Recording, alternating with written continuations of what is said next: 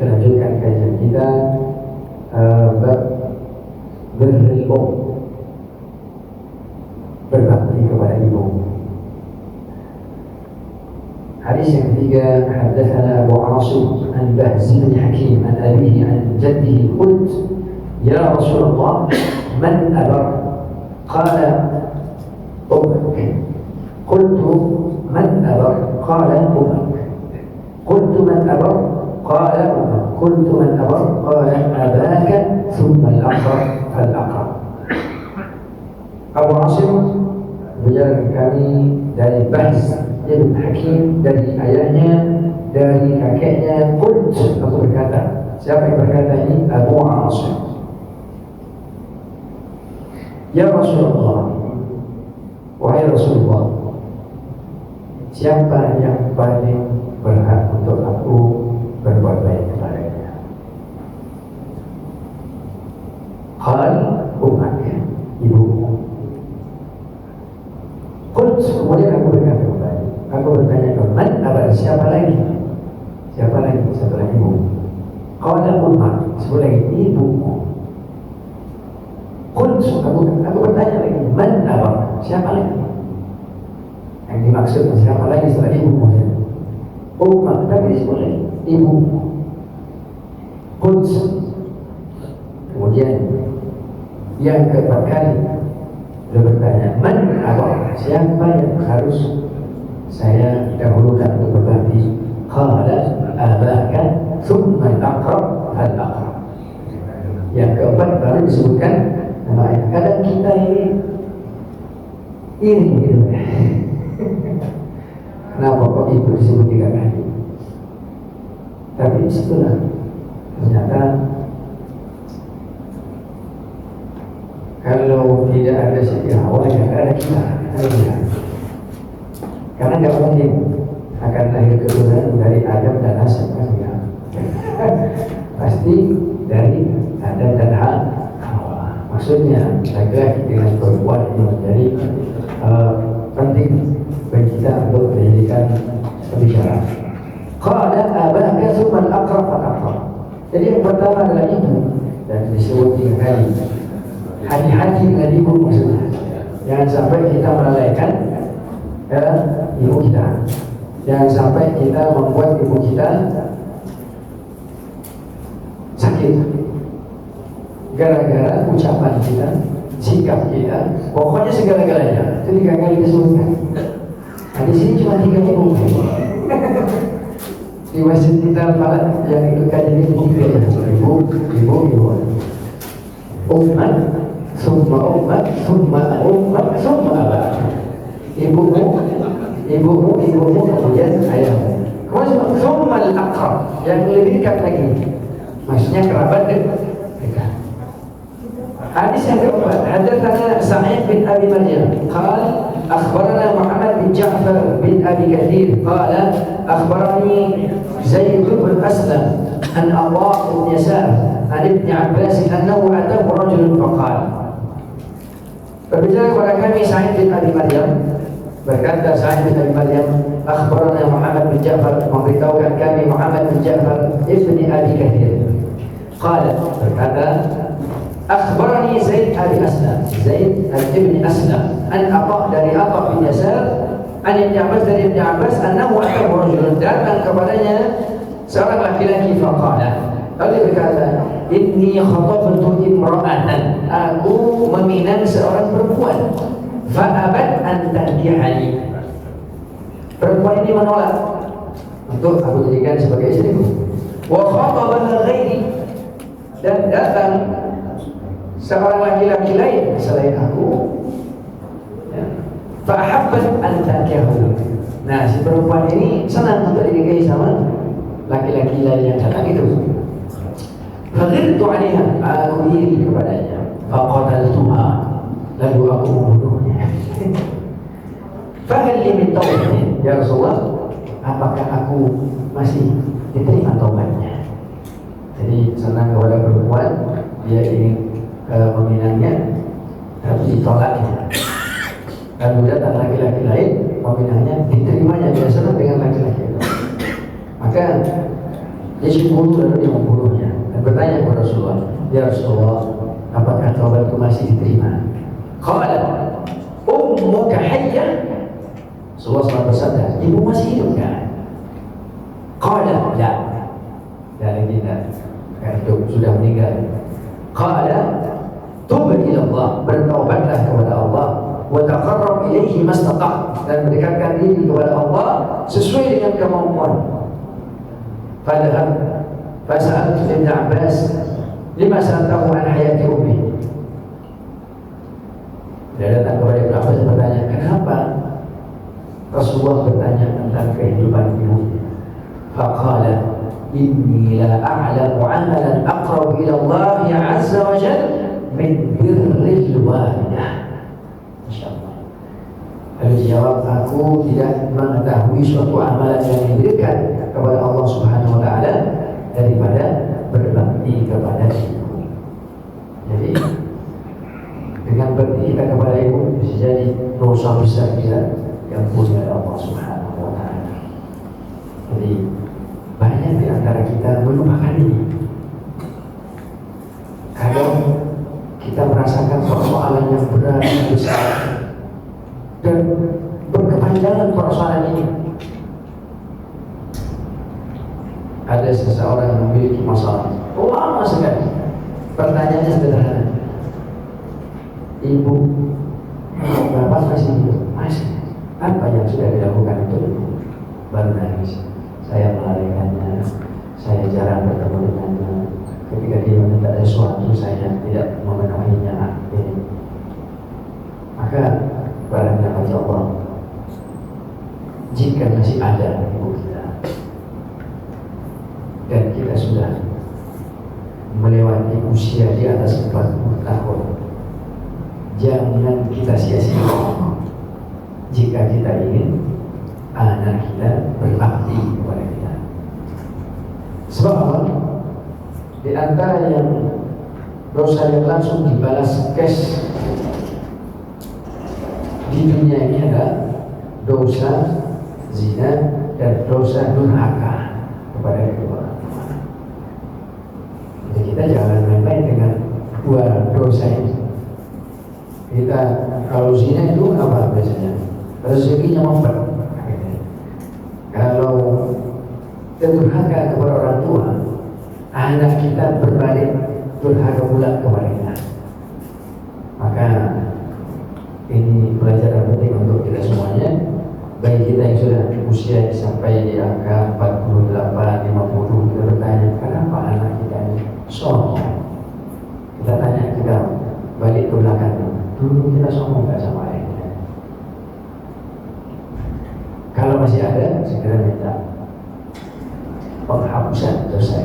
Kita datangnya, kita minta apa yang diinginkan oleh orang tua kita. Kita berdoa agar tidak berkelanjutan balasan-balasan Allah untuk kita karena durhaka kepada kedua orang tua atau kepada salah satunya. Kemudian bab berikutnya birrul ab.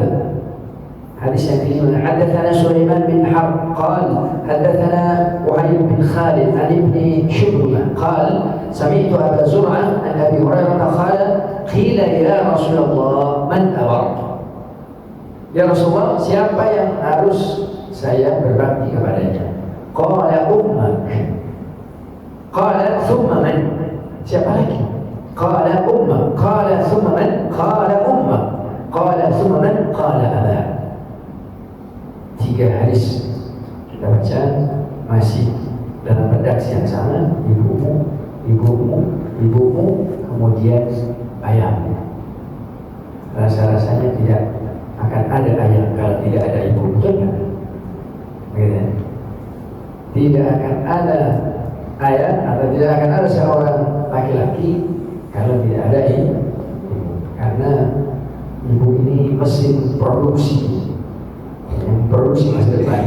Bahkan Rasulullah SAW begitu membimbing kita untuk selalu berbakti kepada ibu dan kepada ayah, kemudian kepada kepada orang-orang yang terdekat. Bagaimana cara kita berbakti kepada ayah sedangkan ayah kita sudah ada di alam kubur? Bagaimana berbakti dengan ibu kita sedangkan ibu kita berada di alam kubur? Adakah saudara ibu kita yang masih hidup? Katanya itu sama dengan bakti kita kepada mereka. Adakah saudara ayah kita yang masih hidup?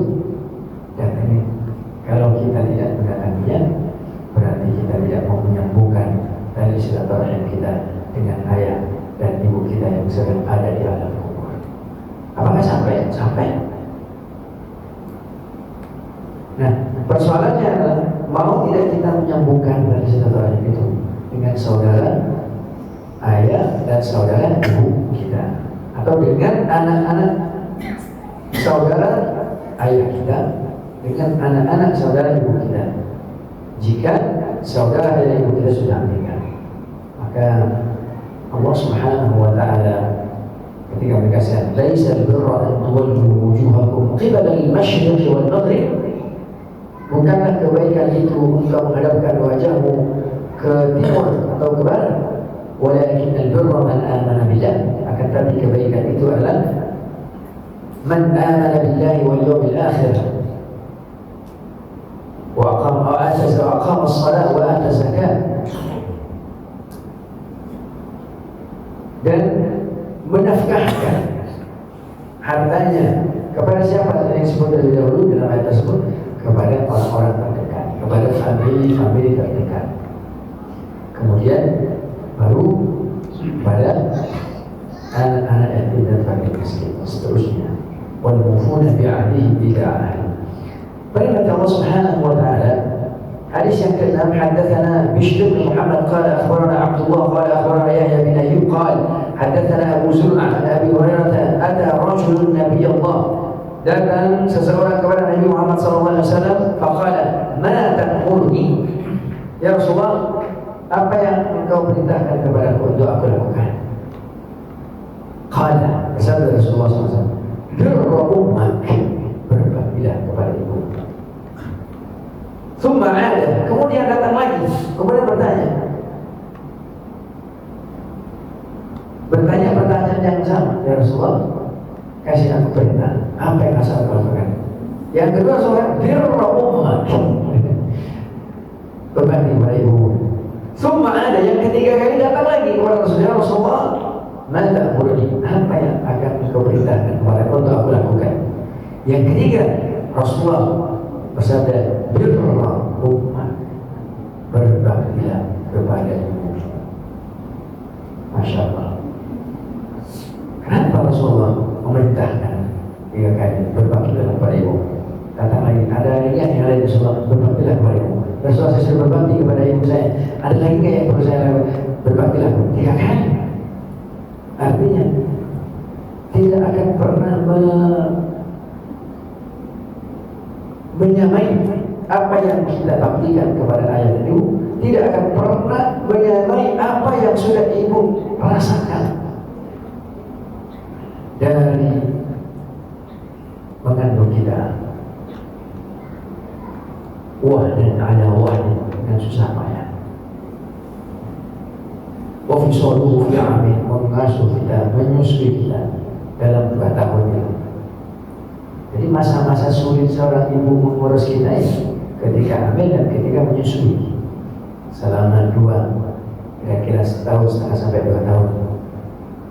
Fi amin. Kemudian apa kata Allah? Anishkur li wa liwalidayk. Kenapa Allah menggunakan bersyukurlah kepadaku? Allah menggunakan wawul ataf. Kalau dalam bahasa Arab itu wawu itu dan, bersyukurlah kepadaku dan kepada kedua orang tua. Kenapa Allah tidak menggunakan summa? Sedangkan ya, Nabi menggunakan summa kemudian. Tapi Allah tidak menggunakan summa, tidak menggunakan kata kemudian, tapi Allah dan bersyukurlah kepadaku dan kedua orang tua. Artinya Allah yang memberikan amanah anak kepada kedua orang tua, dan ini amanah berat sekali. Bukan amanah di saat mengandung kemudian menyusui, tapi saya itu memberi makan yang halal, wajib, kemudian menyekolahkan. Tugas orang tua itu minimal 3. Apakah kita sudah mengajarkannya? Yang pertama, tu'allimahul Qur'an, mengajarkan Al-Quran. Tugas orang tua bukan tugas ustaz. Dikasih ke ustaz itu karena orang tua tidak mampu. Kalau orang tua mampu dan ada waktu, sebenarnya kewajiban untuk orang tua. Tu'allimahul kitab, mengajarkan Al-Quran, bukan menyekolahkan sekolah ini sudah cukup. Sebenarnya orang tua tidak menyekolahkan anak ke sekolah, tapi dia mengajarkan Al-Quran sesungguhnya. Kemudian yang kedua, memberi makan. Tunfiqahu min nafaqat, nafkah lahir dan nafkah batin. Nah, ini penting Pak. Nafkah lahir dan nafkah batin. Sementara ini banyak yang kita pikirkan memberi makan kepada anak, makanan lahir itu. Sementara makan batinnya bahkan ada yang kosong sama sekali tidak pernah dipikirkan. Padahal Nabi Ibrahim mencontohkan kepada kita apa yang didoakan oleh Nabi Ibrahim. Rabbi ja'alni muqimas salati wa min dzurriyyati Rabbana wa taqabbal du'a. Tuhanku, jadikanlah aku hamba yang melaksanakan menegakkan salat juga keturunan-keturunanku.